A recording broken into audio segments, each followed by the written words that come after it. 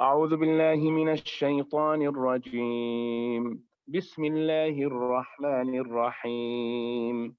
لتبلون في أموالكم وأنفسكم ولتسمعن من الذين أوتوا الكتاب من قبلكم ومن الذين أشركوا أذى كثيرا، وإن تصبروا وتتقوا فإن ذلك من عزم الأمور.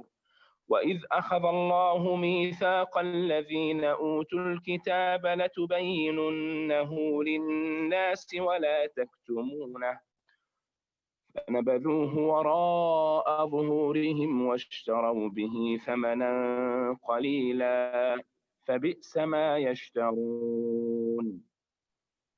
لا تحسبن الذين يفرحون بما أتوا ويحبون أن يحمدوا بما لم يفعلوا فلا تحسبنهم بمفازة من العذاب، ولهم عذاب أليم. ولله ملك السماوات والأرض والله على كل شيء قدير. إن في خلق السماوات والأرض واختلاف الليل والنهار لآيات لأولي الألباب الذين يذكرون الله قياما وقعودا وعلى جنوبهم ويتفكرون في خلق السماوات والأرض ربنا ما خلقت هذا باطلا سبحانك فقنا عذاب النار. ربنا إنك من تدخل النار فقد أخزيته وما للظالمين من أنصار. ربنا إننا سمعنا مناديا ينادي للإيمان أن آمنوا بربكم فآمنا. ربنا فاغفر لنا ذنوبنا وكفر عنا سيئاتنا وتوفنا مع الأبرار. ربنا وآتنا ما وعدتنا على رسلك ولا تخزنا يوم القيامة إنك لا تخلف الميعاد. فاستجاب لهم ربهم أني لا أضيع عمل عامل منكم من ذكر أو أنثى بعضكم من بعض، فالذين هاجروا وأخرجوا من ديارهم وأوذوا في سبيلي وقاتلوا وقتلوا لأكفرن عنهم سيئاتهم ولأدخلنهم جنات تجري من تحتها الأنهار ثوابا من عند الله والله عنده حسن الثواب. لا يغرنك تقلب الذين كفروا في البلاد متاع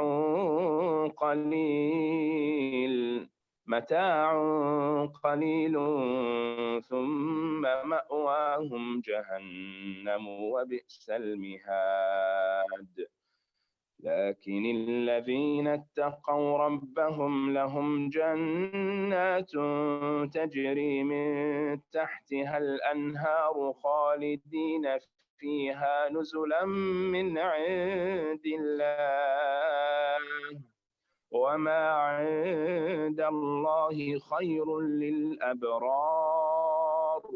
وإن من أهل الكتاب لمن يؤمن بالله وما أنزل إليكم وما أنزل أنزل إليهم خاشعين لله لا يشترون بآيات الله ثمنا قليلا أولئك لهم أجرهم عند ربهم إن الله سريع الحساب يا أيها الذين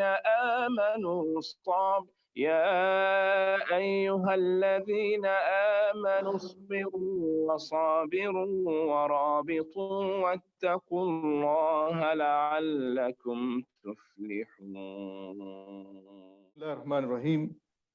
یقیناً تمہارے مالوں اور جانوں سے تمہاری آزمائش کی جائے گی، اور یہ بھی یقین ہے کہ تمہیں ان لوگوں کی جو تم سے پہلے کتاب دیے گئے اور مشرکوں کو بہت سی دکھ دینے والی باتیں بھی سننی پڑیں گی، اور اگر تم صبر کر لو اور پرہیزگاری اختیار کرو تو یقیناً یہ بہت بڑی ہمت کا کام ہے۔ اور اللہ تعالیٰ نے جب اہل کتاب سے عہد لیا کہ تم اسے سب لوگوں سے ضرور بیان کرو گے اور اسے چھپاؤ گے نہیں، تو پھر بھی ان لوگوں نے اس عہد کو اپنی پیٹھ پیچھے ڈال دیا اور اسے بہت کم قیمت پر بیچ ڈالا۔ ان کا یہ بیپار بہت برا ہے۔ وہ لوگ جو اپنے کرتوتوں پر خوش ہیں اور چاہتے ہیں کہ جو انہوں نے نہیں کیا اس پر بھی تعریفیں کی جائیں، آپ انہیں عذاب سے چھٹکارے میں نہ سمجھے، ان کے لیے دردناک عذاب ہے۔ آسمانوں اور زمین کی بادشاہی اللہ ہی کے لیے ہے، اور اللہ تعالی ہر چیز پر قادر ہے۔ آسمانوں اور زمین کی پیدائش میں اور رات دن کے ہیر پھیر میں یقیناً عقل مندوں کے لیے نشانیاں ہیں۔ جو اللہ تعالیٰ کا ذکر کھڑے اور بیٹھے اور اپنی کروٹوں پر لیٹے ہوئے کرتے ہیں، اور آسمانوں اور زمین کی پیدائش میں غور و فکر کرتے ہیں اور کہتے ہیں اے ہمارے پروردگار، تو نے یہ بے فائدہ نہیں بنایا، تو پاک ہے پس ہمیں آگ کے عذاب سے بچا لے۔ اے ہمارے پالنے والے، تو جسے جہنم میں ڈالے یقیناً تو نے اسے رسوا کیا، اور ظالموں کا مددگار کوئی نہیں۔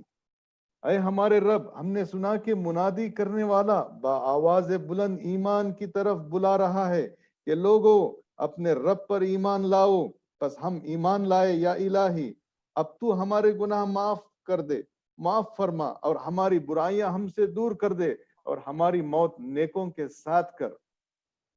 اے ہمارے پالنے والے معبود، ہمیں وہ دے جس کا وعدہ تو نے ہم سے اپنے رسولوں کی زبانی کیا ہے، اور ہمیں قیامت کے دن رسوا نہ کر، یقیناً تو وعدہ خلافی نہیں کرتا۔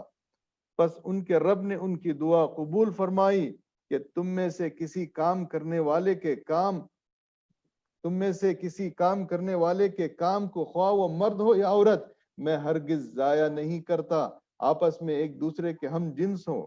اس لیے وہ لوگ جنہوں نے ہجرت کی اور اپنے گھروں سے نکال دیے گئے، اور جنہوں نے میری راہ میں ایذا دی گئی، اور جنہوں نے جہاد کیا اور شہید کیے گئے، میں ضرور ان کی برائیاں ان سے دور کر دوں گا، اور بالیقین انہیں جنتوں میں لے جاؤں گا جن کے نیچے نہریں بہ رہی ہیں۔